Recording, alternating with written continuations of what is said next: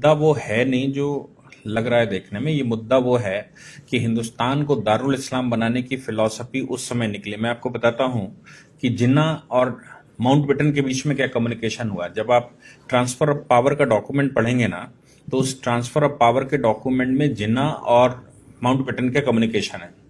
जिन्ना कह रहा है कि हिंदुस्तान मुसलमानों से तुमने अंग्रेजों ने लिया था और मुसलमानों को वापस क्यों नहीं करोगे, मुसलमानों से वापस लिया था, मुसलमानों को वापस क्यों नहीं करोगे, ये जिन्ना की पॉलिसी है। इसलिए हमको यहाँ का राष्ट्राध्यक्ष घोषित किया जाए। लेकिन उस समय ये संभव नहीं था क्योंकि आंदोलन में तो कांग्रेस पार्टिसिपेट कर रही थी, कांग्रेस उसमें मेल रोल पे थी और कांग्रेस लीडरशिप ही अंग्रेज से लड़ रही थी। पूरी उस समय की कांग्रेस लीडरशिप मतलब देश की लीडरशिप। कांग्रेस आज की कांग्रेस से उसको कंपेयर मत करिएगा। तो कांग्रेस मतलब आंदोलन में। तो अब जिन्ना को कैसे सत्ता ट्रांसफर हो जाएगी, वो कांग्रेस भारी है। तो जिन्ना ने एक प्रस्ताव दिया कि हमको एक छोटी सी जगह हिंदुस्तान के अंदर दे दो जहां से मैं दारुल इस्लाम बना लूंगा। उस पॉलिसी के तहत हिंदुस्तान में इसका बंटवारा हुआ, पाकिस्तान दिया। पाकिस्तान ने कंसिस्टेंटली अपनी पॉलिसी जो शुरू की वो डे वन से यही थी कि हिंदुस्तान को कैसे दारुल इस्लाम बनाना।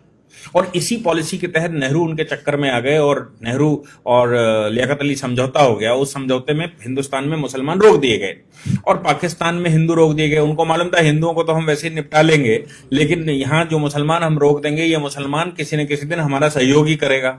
ये उनको उस समय मालूम था। उस पॉलिसी के तहत 1947 में कश्मीर पर उन्होंने अनायासी हमला कर दिया। 1962 में चाइना से हमारा वॉर हुआ, हम थके बड़े बैठे हुए थे। 1965 में बिना किसी कारण के नेहरू के मरने के बाद जब शास्त्री जी सत्ता में बैठे तो शास्त्री जी के खिलाफ अपने आप उन्होंने युद्ध कर दिया बिना किसी कारण के, क्योंकि उनको एक कंसिस्टेंट पॉलिसी कि हिंदुस्तान पर कब्जा कैसे करना, इसको दारुल इस्लाम कैसे बनाना। अब इस दारुल इस्लाम बनाने की पॉलिसी में ही उन्होंने वो कारगिल का षड्यंत्र रचा। उसके बाद फिर उन्होंने इनडायरेक्ट टेररिज्म भेजा और टेररिज्म भारत में फैलाया। फिर वहां से उन्होंने बाया दुबई रूट, बाया और तमाम तरह के रूटों से हिंदुस्तान में मुस्लिम पॉपुलेशन कैसे बढ़ाई जाए इसकी व्यवस्था और हिंदुस्तान के मुसलमान को कैसे बरगलाया जाए और इस्लाम के नाम पर हिंदुस्तान में कैसे डिस्टर्बेंस किया जाए, इसके लिए उन्होंने भरसक वहां से प्रयास करना शुरू किया। हिंदुस्तान में पॉपुलेशन कैसे बढ़े, इसके लिए वहां से इस्लामिक स्कॉलर्स भेजे जिन्होंने भारत में आकर कहा ये तो अल्लाह की देन है और पॉपुलेशन तो अल्लाह देते हैं, ये वही दे रहे हैं, वही खिलाएंगे, ये सब दुनिया भर की बात थी। इस पॉलिसी को भारत में फल फूल में 70 वर्ष लगे और खूब फल फूल गया। समस्या ये आई कि 2014 में जो सरकार बैठी, उस सरकार ने इस पॉलिसी को कंट्रोल करने के लिए कुछ काम करना शुरू किया। लोग कहते हैं कि आपने ये 370 2019 के बाद क्यों हटाया, आपने ट्रिपल तलाक 2019 के बाद क्यों हटाया, आपने ये दुनिया भर की बातें। सोच कर देखिए कि सरकार उस समय कैसे बैकग्राउंड बना रही थी, कैसे वो ग्राउंड बना रही थी और उसने क्या क्या किया। आप सोचिए कि जो नोटबंदी हुई, उस नोटबंदी में सबसे ज्यादा आहत कौन हुआ? जो व्यक्ति लीगल सिस्टम में नहीं था, जो अरबियन कंट्री से पैसा आ रहा था, जो पाकिस्तान से फेस करेंसी आ रही थी, जो हिंदुस्तान में करेंसी लाकर दुनिया भर का खेल खेला जा रहा था, वो सारा पैसा कूड़ा हो गया। और कूड़े का मतलब ये हो गया कि वो लोग जो पाकिस्तान सपोर्टेड थे, बिना किसी रिटर्न भरे, बिना किसी लीगल सिस्टम में आए पैसा लगा रहे थे, उनका पैसा सब रद्दी हो गया।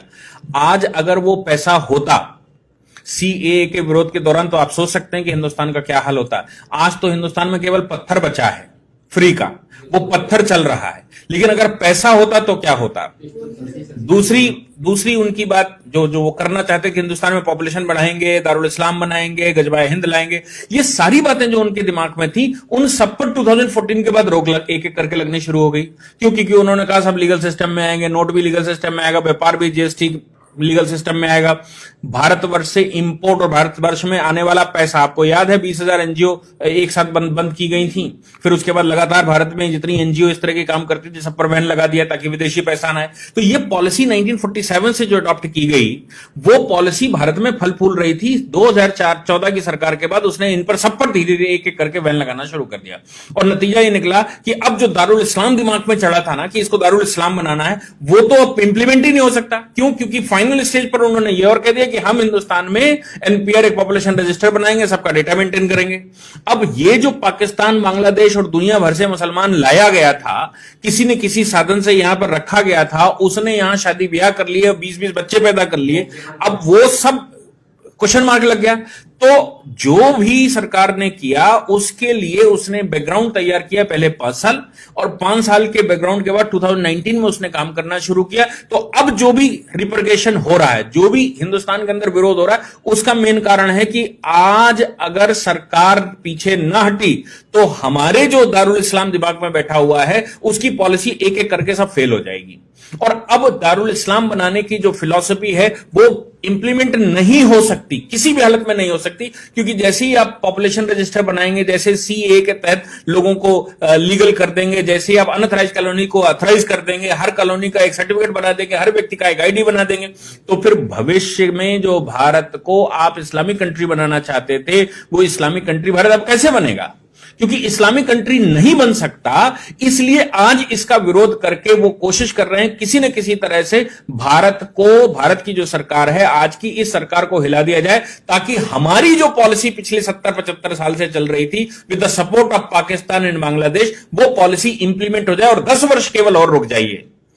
आज के पॉपुलेशन के जो डेटा हैं वो ये कह रहे हैं कि अगले 10 वर्ष के बाद हिंदुस्तान में 50% पॉपुलेशन होगी।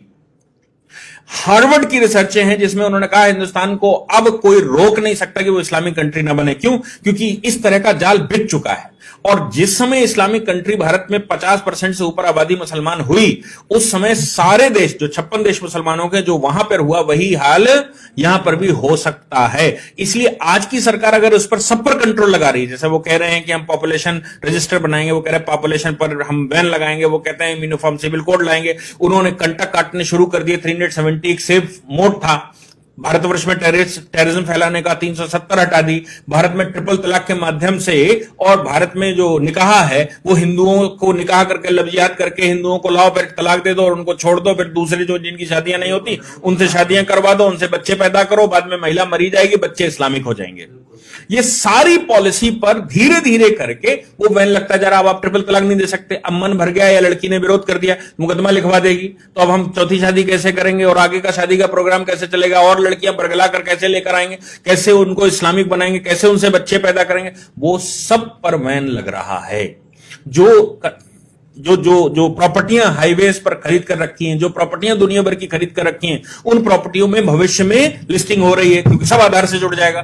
तो आपको यह बताना पड़ेगा आप प्रॉपर्टी कहां से लाए। आप तो पंचर की दुकान खोले हुए थे, आपके पास ये 5 बीघे का हाईवे के किनारे कैसे आ गया? ये पॉलिसी, इसी को ध्यान में रखते हुए वो असम का जो वो कह रहा था ना शरुल इमाम, कि असम की नेक हमने पूरी घर कवर कर रखी है, दोनों तरफ हम लोग हैं और वहां से फौज आएगी तो हम उनको जाने नहीं देंगे। इस पॉलिसी के तहत ही हिंदुस्तान के सारे हाईवेज पर मोस्टली 70% मुसलमानों ने परचेज करके रखा है with the support of the Pakistan और by the route of Arabian countries.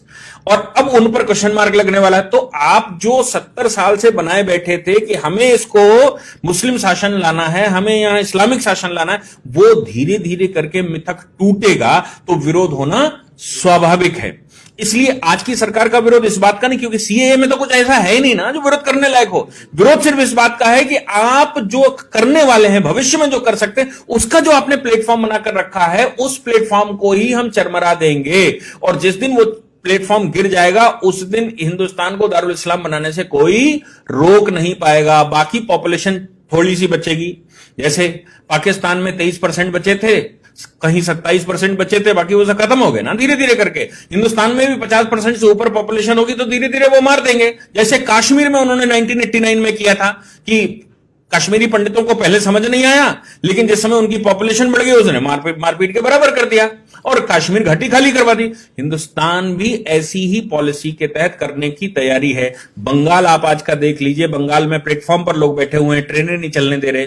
Assam की हालत कुछ जगहों की देख लीजिए, जम्मू कश्मीर हम पहले से देख चुके हैं, केरला की हालत देख लीजिए, दिल्ली की हालत देख लीजिए कि दिल्ली में कोई काम नहीं होने दे रहे, पुलिस की गाड़ियां नहीं निकलने दे रहे, सामान्य आदमी का जन सैलाब नहीं निकलने दे रहा है, सामान्य गतिविधियां नहीं होने दे रहे। ये पॉलिसी के तहत हो रहा था। इसको बस इतना हो गया कि सरकार देर से आई, लेकिन सरकार ने पहले बेस बनाकर इस तिलिस्म को तोड़ना शुरू किया। अब तोड़ना शुरू किया तो आगे भविष्य का भारत कैसा होगा यह दिख रहा है। और अगर भविष्य का भारत आज न बना इस सरकार के द्वारा तो हिंदुस्तान समाप्त हो चुका है। जिन्ना की पॉलिसी जिसके तहत उसने पाकिस्तान लिया था और जो उसने कहा था कि एक छोटे से कुनबे को कोने को लेकर हम हिंदुस्तान को पाकिस्तान बना लेंगे, हिंदुस्तान पर शासन ले आएंगे, वो हो चरितार्थ होता दिखाई दे रहा है। अगर आज सरकार को सपोर्ट ना हुआ और आज सरकार ने काम किया, आज अगर रिटेलिएशन ना हुआ, चाहे उसके लिए सरकार को गोलियां चलानी पड़े, चाहे सरकार को कोई एक्टिविटी करनी पड़े, कोई स्टेज आनी पड़े, सीरिया में जैसे आज हो रहा है, करना पड़ा ना, बाद में बम फोड़ने पड़ते हैं ना, बाद में मिसाइलें चलानी पड़ती है ना, तो क्यों नहीं आज चलाते? आज चलाकर आप वो सिचुएशन रोक सकते हैं और आपके पास कोई और दूसरा रास्ता बचेगा नहीं, और अभी नहीं बचा है। आपके पास भविष्य में कोई रास्ता बच नहीं सकता जब तक आप फौजें नहीं लगाएंगे। कश्मीर को आपने कंट्रोल किया क्योंकि वहां पर आपने पैरामिलिट्री फोर्सेस, मिलिट्री फोर्सेस बेचकर आपने अनडाउटेड गोली बिना किसी भेदभाव के गोली चलाने का आदेश दे दिया है कि अगर कोई भी गड़बड़ करे उसको सीधी गोली मारो, उससे पूछने की जरूरत नहीं। वो अगर आपने आज हिंदुस्तान में ना किया तो हिंदुस्तान 2040 में समाप्त हो चुका है। वर्ल्ड के किसी भी फोरम की रिपोर्ट उठाकर देख लीजिए, सब यही कह रही है। इसलिए ये पॉलिसी है, इस पॉलिसी को ध्यान में रखिए कि वो क्या करना चाहते हैं। ये कोई विरोध जो आप कहते हैं ना, विरोध करना है किस बात का, ये कोई विरोध ही नहीं है। ये दारुल इस्लाम बनने से रोकने की प्रक्रिया जो सरकार अपना रही है उसका रिटेलिएशन है। ये सीए का रिटेलिएशन नहीं है, ये सरकार का रिटेलिएशन नहीं, सरकार की वो पॉलिसियां जिनसे भविष्य का भारत तय होगा उसका विरोध है।